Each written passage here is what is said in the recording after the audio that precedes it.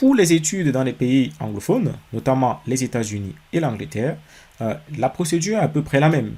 Donc, il y a un examen, vous êtes diplômé dans un pays hors des États-Unis ou hors de l'Angleterre.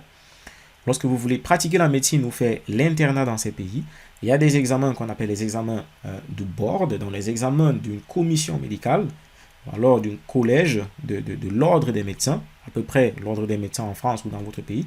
Il y a un examen qui permet d'attester que vous avez des connaissances suffisantes pour qu'on vous donne une équivalence. Et lorsqu'on vous donne une équivalence, c'est à ce moment-là que vous postulez pour des stages, pour des programmes de résidenat ou d'internat. Pour les petites astuces ou alors les grosses différences qu'il y a entre le monde anglophone et le monde francophone, qu'il faut vraiment connaître. La première différence qu'il faut connaître, c'est sur le plan financier. Et la deuxième différence, c'est l'expérience clinique et les lettres de recommandation. Donc, je commence par le deuxième élément. Le deuxième, c'est l'expérience clinique et les lettres de recommandation. Et la façon la plus facile d'obtenir ces deux éléments, c'est de faire un stage aux États-Unis ou en Angleterre, ou de faire même un semestre si votre université a un partenariat d'échange aux États-Unis. Donc, si vous vous battez ou alors si vous réussissez à faire un semestre, eh bien, vous côtoyez des résidents, vous côtoyez des chefs de clinique, vous côtoyez des médecins pratiquants.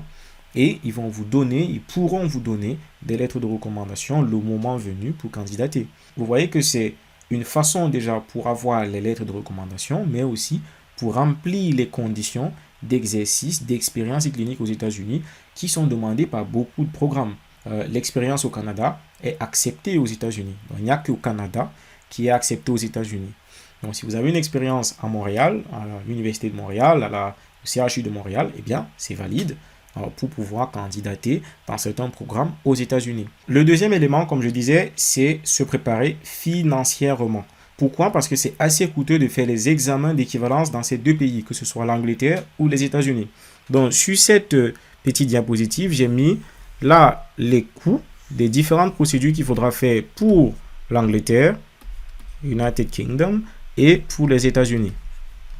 Et vous voyez que si vous faites la somme de toutes ces dépenses financières, aux États-Unis, vous avez à peu près 17 000 $ et en Angleterre, vous avez à peu près 3 000 $.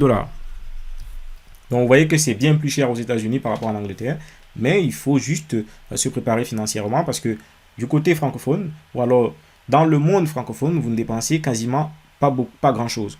Et je rappelle que ces différentes sommes, c'est sans compter le billet d'avion, les différents billets d'avion s'il faudra venir faire des interviews ou s'il faudra venir faire un stage.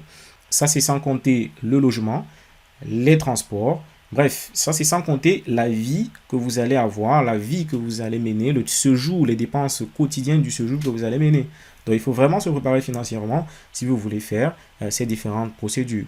Ce que beaucoup de personnes font, ce que certaines personnes font, c'est qu'ils réussissent à obtenir une bourse de master en santé publique, une bourse de recherche pour aller aux États-Unis ou en Angleterre. Et c'est qui facilite déjà la vie. Donc, vous avez un revenu si vous êtes boursier, un boursier en santé publique, vous avez une bourse. Donc, vous pouvez vous loger, vous pouvez vivre, vous alimenter, vous pouvez payer vos transports. Et bien évidemment, vous pouvez aussi utiliser des économies que vous aurez pour pouvoir payer pour ces différentes procédures. Donc ça, c'est une astuce également, ça c'est une voie que d'autres personnes utilisent, mais vous voyez que ça prend du temps. Donc vous n'allez pas juste sortir en 6e année, en 7e année et directement intégrer les études de médecine aux États-Unis. Ça va prendre un tout petit peu de temps pour vous stabiliser financièrement ou pour trouver les moyens financiers si vous n'en avez pas. Ou le cas échéant, trouver un master ou un stage ou un poste de recherche pour pouvoir assurer ces financements.